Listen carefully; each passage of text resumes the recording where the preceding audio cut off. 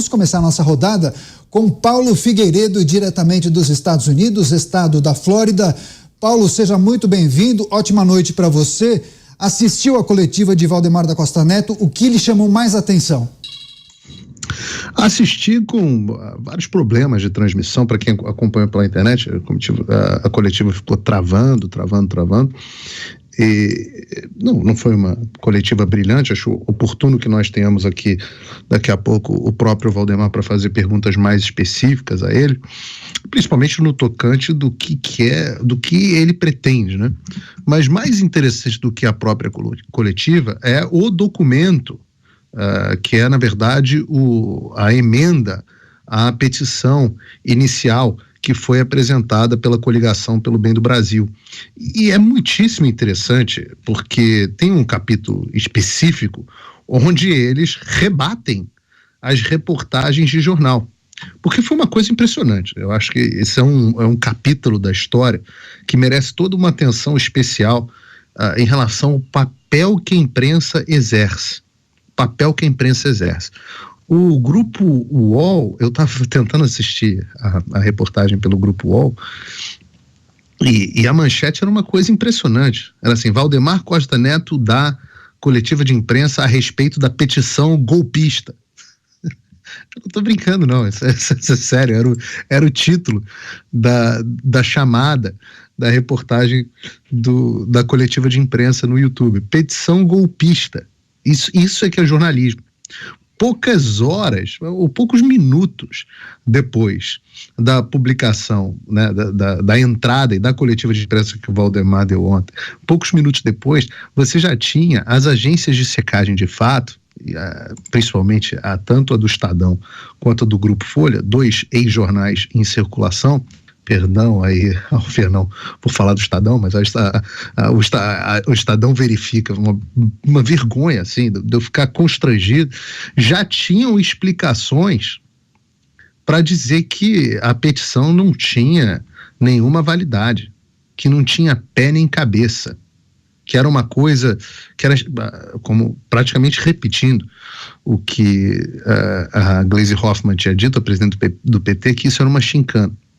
E a explicação central dada pelos jornais era a de que você não tinha como identificar as urnas pelos logs, que realmente é inconteste, não dá para falar, incontestável, de que o problema existia, que o problema existe, que a identificação era problemática, mas eles falaram: existem outras formas de você identificar a urna. Então, a petição apresenta, e um pouco do que foi dito na coletiva, a petição aqui, a emenda à inicial, apresenta comentário de todas as afirmações. É uma coisa que vale a pena. Eu acho que eu vou até disponibilizar no meu Telegram, se a Justiça Eleitoral não derrubar o meu Telegram de novo, eu vou disponibilizar no Telegram para que as pessoas leiam os itens ponto a ponto. Porque vale a pena, ficou muito bom, é uma resposta técnica, né? Vou chamar a atenção, por exemplo, aqui, olha, como eles colocam aqui: constou na reportagem da Folha, o erro no registro dos logs não representa um problema grave, pois há outras formas de verificar que um log pertence a determinada urna, afirma o professor de engenharia da computação. Eles arrumam o professor sempre. Aí o professor, aspas do professor: o que importa não é a ausência de bugs, é o quanto aquele bug gera um problema de fato.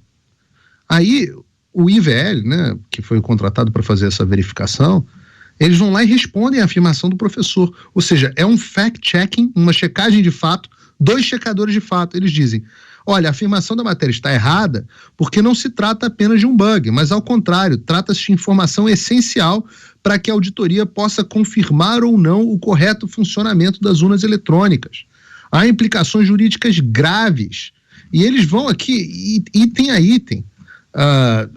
Tem um momento aqui onde eles explicam tecnicamente o que está faltando, que é justamente a comparação das informações das urnas com o que está no seu hardware, de forma que se tornou impossível. E aí entra é um questionamento que parece um pouco técnico, mas o que se tornou indiscutível e está esclarecido hoje é o fato de que o bug existe. A identificação das urnas do seu conteúdo de software com o seu hardware, ou seja, aquilo que identifica o equipamento propriamente dito, e não as informações instaladas e que podem ser inseridas por qualquer um nesse equipamento, essa está completamente prejudicada.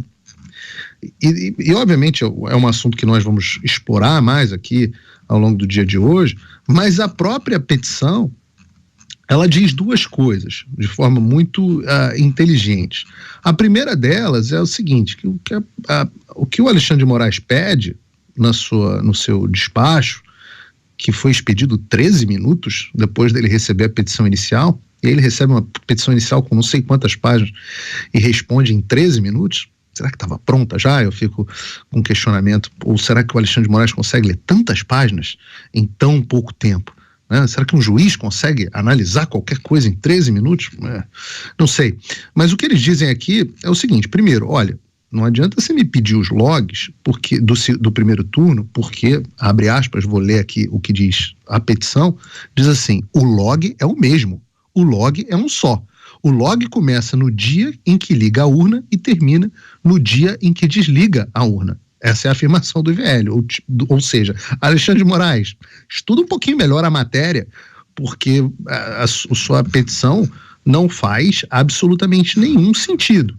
Mas eles também falam assim: olha, nesse momento nós não queremos tumultuar o processo e acho que a verificação só das urnas no do segundo turno já são o suficiente.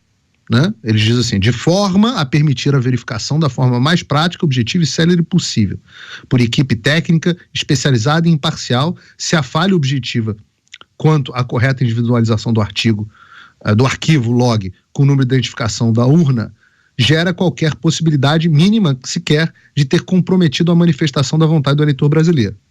Agora, eles acrescentam: parece óbvio que, por outro lado, que se o resultado dessa verificação extraordinária, ou seja, o que eles estão pedindo é que se faça uma verificação extraordinária por uma outra parte, que é o que está previsto na lei.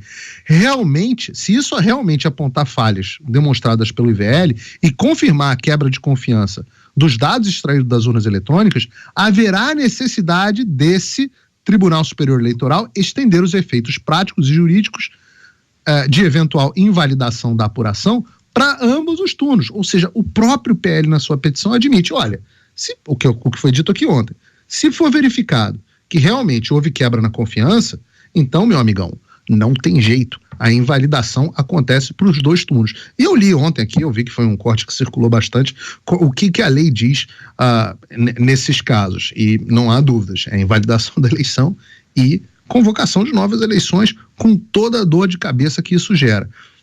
Mas, Paulo, isso gera muita dor de cabeça. Eu falo, é verdade, está na hora de demitir os incompetentes responsáveis por esse processo.